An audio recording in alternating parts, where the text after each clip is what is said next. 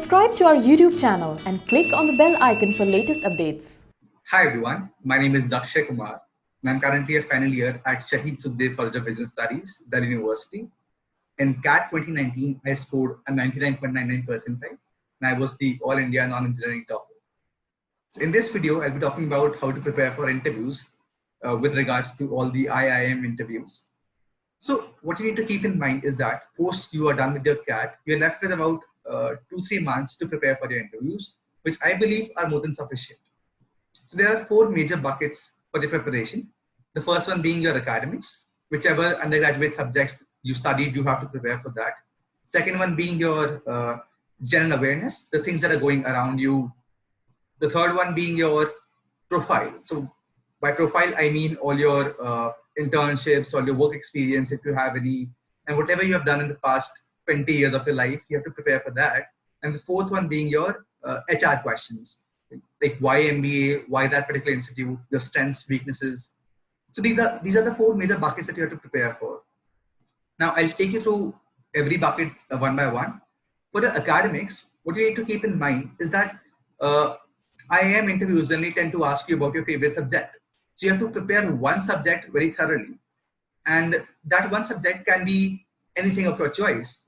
Do keep in mind, whenever you say that you have this particular subject as a favorite subject, you might have to actually defend that even though I'm a part of, let's say, finance, I'm a finance student, but I'm saying marketing as my favorite subject. So you might have to defend that part, but any which way, you would have to prepare at least 1 or 2 subjects as your favorite subjects. You can probably refer to your graduation notes for that. You can refer to your juniors, seniors, whosoever can help you with that particular subject. Moreover, one advice of mine in this case would be that you ask your seniors from the same college as to what questions they were asked when they said that their favorite subject is the same one as yours. The second one being your general awareness topics. Now, about these GK topics, you should not only have all the facts ready, but also opinions about them. Now, opinions need to be based on these facts and figures. You cannot just sprue a random statement without backing it up. So you have to keep in mind that you have opinions about everything that is going on, but that opinion is very rational and it's backed by those facts and figures. And they might have asked you to take sides, but you have to be politically correct and not take extreme sides. And even if you do take extreme sides, do justify your rationale behind it, because that is what is important. That is what they're looking for. The third part being your profile. Now, I know it's very simple to say that I would know about my profile, but it is not the case, because let's say I intern at a particular organization A. Now, I might not know insides out about when it was formed, what does it do, what's its major role, how has it been in the news in the past couple of months. So you have to prepare for all of that as well. Moreover, you should be thorough with your role, because internships or work experience is one of the major parts of any interview wherein they talk a lot about it. So you have to be very thorough about it. The fourth and the final part is your HR questions. Now, these questions, you can definitely prepare for them. There are a number of questions available online, like why MBA, strengths, weaknesses. You have certain answers. But what I would suggest to you would be that you don't have a generic answer for it. You have to look into your own, you have to look into yourself and then figure out a unique answer for yourself. Like, everyone cannot have public speaking as a strength or leadership as a strength. If you have it, then it's all good and great. You should also have an example to back it up. Let's say I say that I have leadership as a skill, as a strength, then I should have an example backing it up by saying that I have previously led a team of 40 plus people and have had a great result in that particular leadership role. So you should have examples for that. Moreover, these questions cannot be accurately judged by your peers, because our peers, let's say our college friends or our colleagues, have the same experience as ours. And so they have not been through the same experience as the interviewer. So you should probably ask a senior of yours or someone who has been through that interview experience to testify whether these answers are conveying your story or not. Let's say you say an answer A, but it's not conveying what you want to say. It's not conveying what you want to portray about yourself. So you should keep that in mind as well.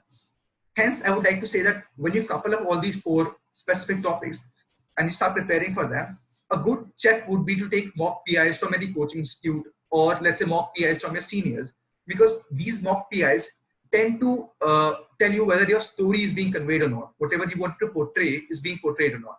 So this is majorly about all the PI preparation. GD has been scrapped by a number of top IIMs, but it still exists, I think, in XLRI and a couple of small IIMs, I believe. But so for GD, what you need to show is that whatever your thought structure is, it is rational and you're not aggressive about it. But that does not mean that you are not assertive. Assertive and aggressive are two different things altogether. So you need to keep your points, you need to defend them, justify them, but you should not get angry and, let's say, start pointing fingers. That's a big no in any GD process.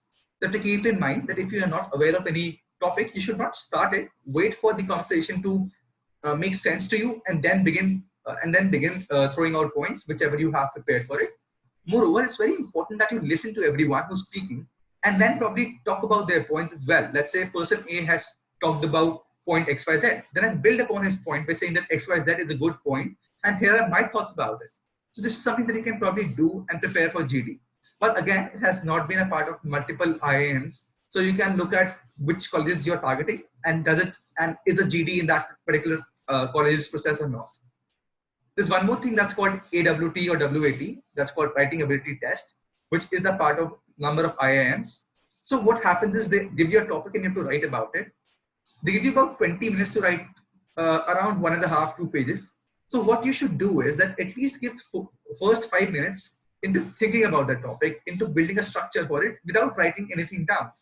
Now, why I suggest this is because what they're looking for is a rational and a structured thought process, a structured writing process. So when you start writing without thinking, you might write good points in the beginning, but if your structure of that particular passage definitely takes a hit. So if you can spare the first 5 minutes into thinking about the topic, building a structure, and then writing about it, that is something that will help, because it did certainly help me when I was writing my WATs. So that is something that you can keep in mind. Moreover, you can start practicing WATs every day, let's say 2 or 3 times every week. The topics certainly range from your abstract topics like orange is the new black to something more common like environmental problems or certain general awareness cues like should Jammu Kashmir be a union territory or a state. So topics like these can occur, depend on the ongoing situation and the news that is going on around you. So you should keep that in mind. And hence I would suggest that you keep on reading newspapers and building an opinion, definitely based on facts and figures. So that is pretty much it from my side. One last suggestion would be that you have to be confident. You have to show that you have a structured thought process. It's okay if you don't know certain answers, because even in the main interviews of ABC, I've said that I apologize, sir, I am not aware of this topic. It's okay, because you're there to learn. What is important is that you have the eagerness to learn. You have to show them that yes, I'm eager to learn that thing, and I already have a structured process of thinking. So I can utilize that during my MBA. So that is what they're looking for. All the best. Subscribe to our YouTube channel, follow us on Facebook, Twitter, Instagram, and visit Careers 360 website for more details.